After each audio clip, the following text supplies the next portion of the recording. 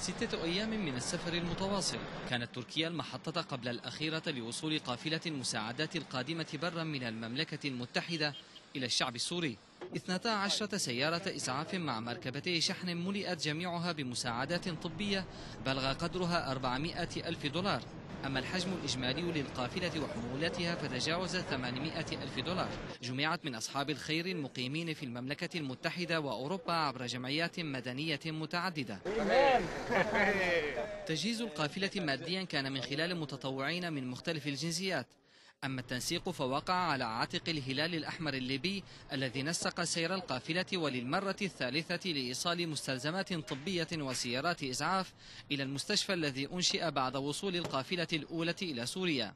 بدنا نشتغل تحت مظلات المجتمع المدني ومؤسسات وجمعيات خيرية في بريطانيا، وهذا التجمع كله يعني من رصيد عمل فترة 15 سنة في العمل الإنساني.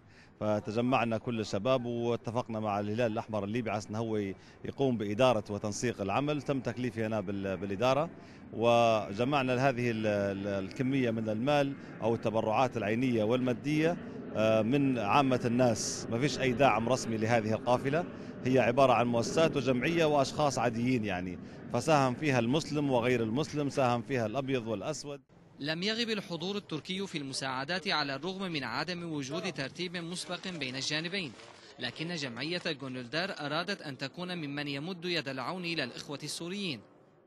Kardeşlerimize erzak hazırladık. هيئنا من أجل إخوتنا السوريين 3 أطنان من المساعدات الغذائية و60 مستوعبا من الملابس المتعددة. في حال وصول هذه المساعدات بسلام إلى سوريا فإننا سنقوم بحملة جمع مساعدات غذائية كبيرة وإرسالها إلى الشعب السوري.